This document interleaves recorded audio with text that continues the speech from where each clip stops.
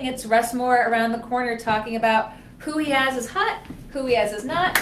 Warned Hello, me that everyone. it was going to be a high five. That's why it went so smoothly. It was very for smooth, once. yeah, so it wasn't the fist bump. Very good. So All right, as what's up? always, the hot or not list. Yes. Had folks talking about who you had on the hot list and who you had on the not hot list. But Sure. let's start with hot. You had Rep. Villa Wilkinson. I took a lot of heat for this one. I always take a lot of heat. But I did put Representative Camille Villa Wilkinson from Warwick on the hot list because, let's face it, look, if you're a freshman representative, it's hard to pass a bill. And it's almost impossible to pass a major piece of legislation. Yet, she did just that. Now, granted, as I said last week when I was on this program with you, I said that I didn't like the bill that would make municipal contracts go on until a new contract is reached, even when they expire. I had said that. However, the fact that she was able to get this piece of legislation passed that has had so many proponents for so many years behind it bodes well for her because it makes her seem like a strong legislator going forward and a strong politician. So I did want to give her a hat tip and throw her on the hot list because that is not an easy bill to pass, and she got it done, and it cleared both houses. Well, but the question still remains, will Governor Raimondo step in and strike this down with a stroke of the veto pen? And I actually hope she will. How's that for how's that for riding the fence or riding the fence? Riding the fence, indeed. That's All why right. it's always good to have you in to explain it, because I did see lots of feedback with folks unhappy with the legislation, but you just explained why you had the Some of representative those- herself on the list. Some of those folks are friends of mine, too. Keep Who your needs friends- who needs keep your- enemies? Keep your friends close. Right. Ray Rickman on the hot list. Oh, yeah, come on. I saw where former Representative and Deputy Secretary of State, yeah. Ray Rickman, is going to be a regular contributor on Go Local Live, and I think that's tremendous. Mr. Rickman has been a civil rights leader in Rhode Island for, I mean, I don't want to really date him, but 30 years now, and he's a really intelligent individual, and he's got a keen intellect, and he has a good grasp of the history around here, so I think that's a really good get for us, and I think that it's going to really add to the dialogue in Rhode Island, and that's hot. Now, you did mention when you wrote the column, agree with him, disagree with him. He provides a unique vantage point. That's what I'm trying to say, exactly. Very interesting perspective, and I've always gotten along with him, and I think that's great that he's going to be joining us. Well, he kicked off on Thursdays, as Sure. he will every Thursday, with an opinion piece. It's called Rickman's Big View. Big view. So tune in next Thursday for that. Let's go down the hot list. Lifespan and Tim Babineau.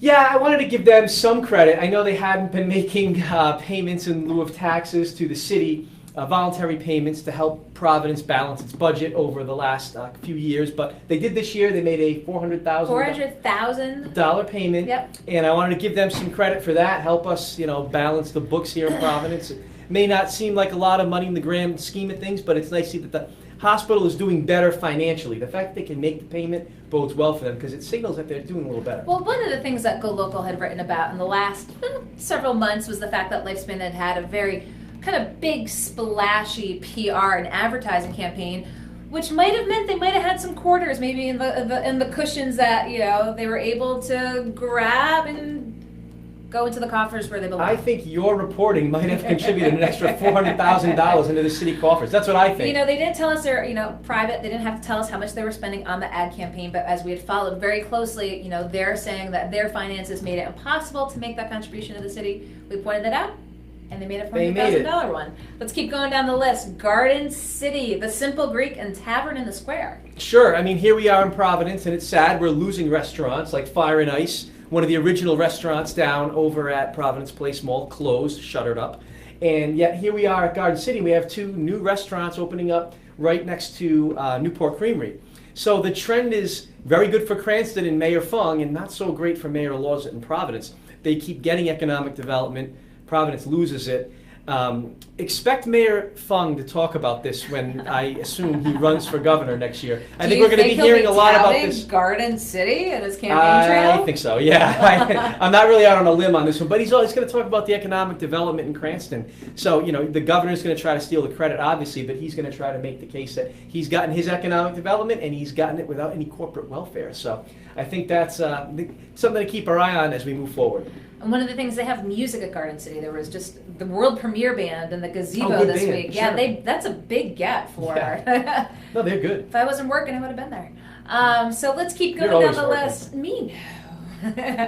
Let's go to the list of who's hot. Andrew Stewart, who has been a frequent contributor for us. Yeah, I've always admired Andrew Stewart. I don't agree with him always, obviously, but I've always admired him because he's intellectually honest. He'll call you out no matter what side of the political spectrum you're on, and he doesn't just, he's a progressive guy, a liberal guy, however you want to call it, but he doesn't march lockstep with the Democratic Party like some people who I've got on the not hot list today. So yeah, I wanted to give him a shout out. I want to give him some credit. He wrote a really good column about the importance or the potential effectiveness of third parties. In this case, he was talking about the Green Party. So I thought it was a good column, and I appreciate his intellectual honesty. I wish we had more of that around He's here. Nothing if not thought-provoking, and we've seen so much back and forth between the Rhode Island Progressive Democrats of America, the traditional Democratic Party. Sure. I mean, in the last 6 weeks alone, there have probably been a dozen sort of statements Bill fired Lynch. back. Yeah. Going, well, we're kind of in cycle for 18, and Andrew Stewart raises an interesting point about where the progressives are. No offense, it just seems like it's Bill Lynch versus the young people. No offense, Bill. We'll see if Bill has something to say to you after. Oh no, I'm going to be the next target. Keep going down the hot I list love here. Pawtucket, Bill.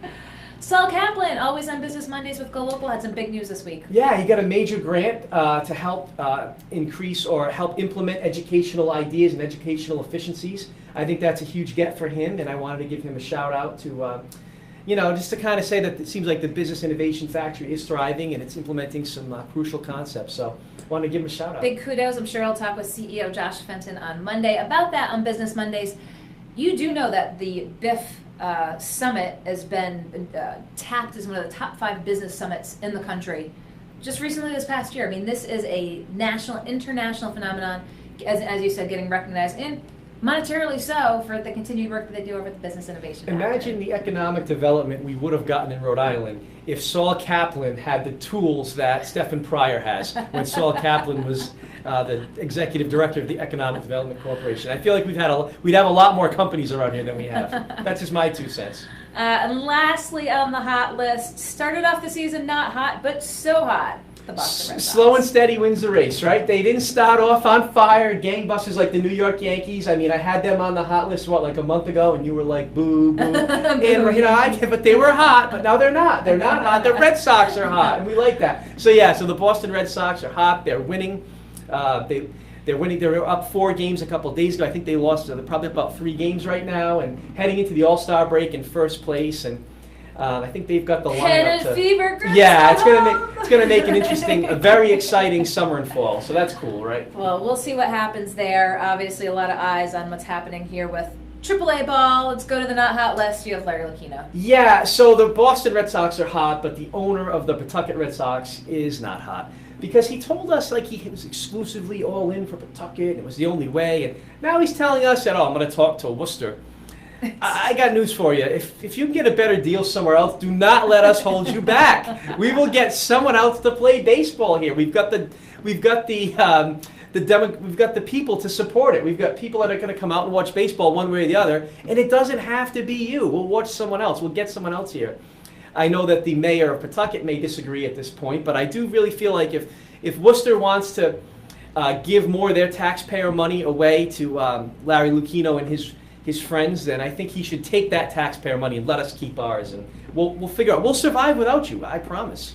Now, one of the more, I would say, even controversial articles that Go Local had written this week, as we took a look at the makeup of the staff, not just the ownership, but the staff of the Pawtucket Red Sox. And folks, I believe, saw the headline and thought it seemed a little, eyebrow raising, but this is something at a national level that's been consistently looked at. And there was a report done just this year looking at all ball clubs around the country for not just diversity, but gender inclusion in their organizations, specifically to coincide with the anniversary of Jackie Robinson's introduction into the league. So here we are in 2017. If folks don't take a look at it and ask questions and say, how well does this represent the communities that it serves, then who will ask those questions? Very well said, Kate. Okay. Pawtucket Red Sox and Larry Lucchino on the not hot list. Aaron Regenberg, you put on the not hot list. Yes. In contrast to Andrew Stewart, I've been critical of Representative Regenberg, who I do respect and who I do agree with some of his ideas. But he's got this philosophy where if he's a good boy and he does what Speaker Mattiello wants, then he can make make laws that are progressive, like the earned sick pay bill and, pass bills to take guns away from domestic abusers. But that didn't happen. He was a good boy all year, and he didn't speak out against some of the more conservative things that the House did.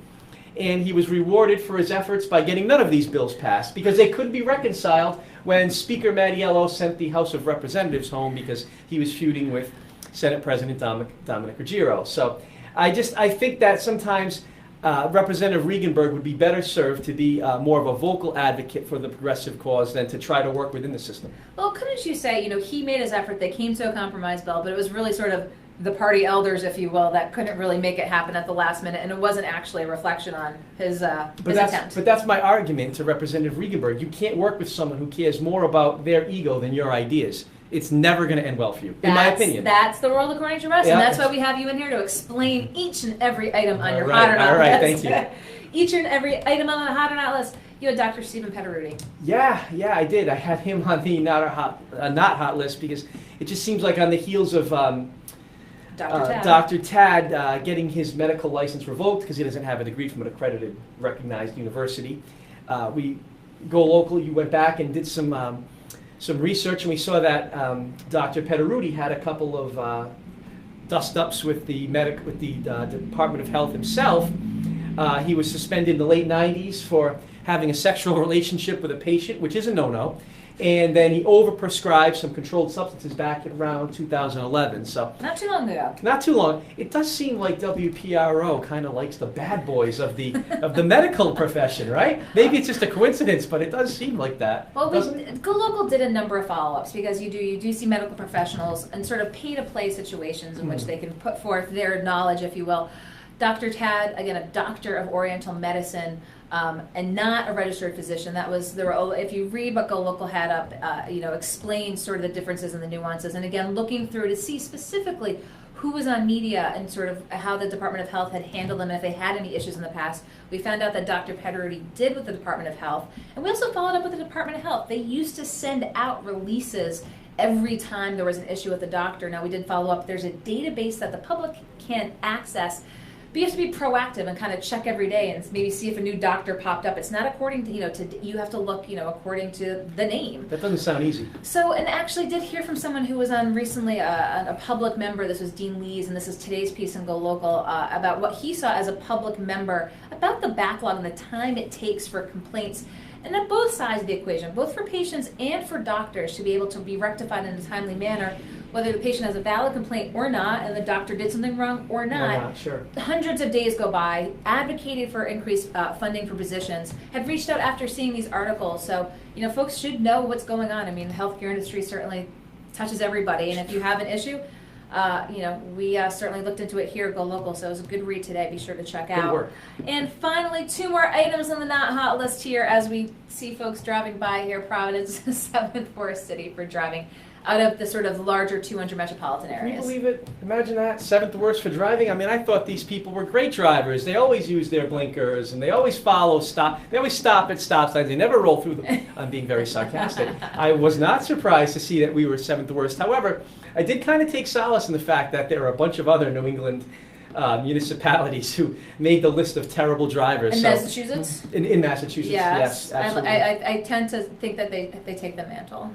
Yeah, they can't drive. You go out to other parts of the country, like the I was in Midwest or the Connecticut South. this week, and they weren't that great either. That's what I'm saying. When you go to other parts of the country, I was actually in Long Island this Monday, and it's the same thing. I went through Connecticut, and just what you're saying. When you go to other parts of the country, you notice that, wow, these people are actually good drivers. So. Finally on the not hot Yes, list. this is a little controversial. And it was marriage. Marriage, yeah, not hot. I actually had one of my friends text me, and he said, what's going to be on the not hot list next week? He said, motherhood and apple pie. And I said, well, look, listen, the reason that marriage is on the not hot list is because it is not hot. People are not getting married at the same rates that they did years prior. For instance, millennials are getting married at like 40% between the ages of 25 to 34.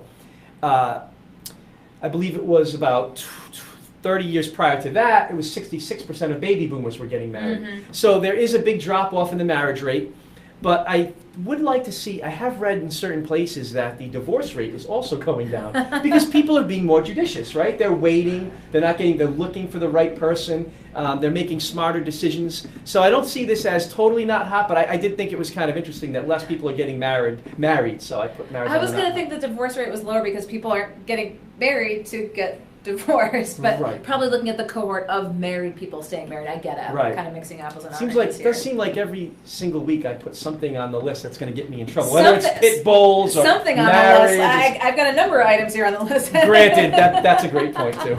Russ Moore every week breaks down who's hot or not in Rhode Island.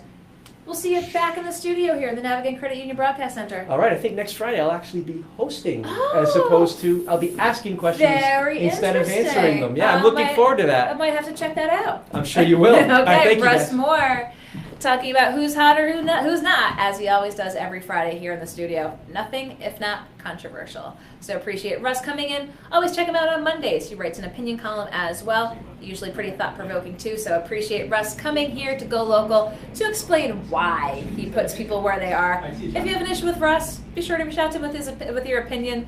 He has no shortage of folks who do. So thanks for tuning into the Russ Moore segment, as I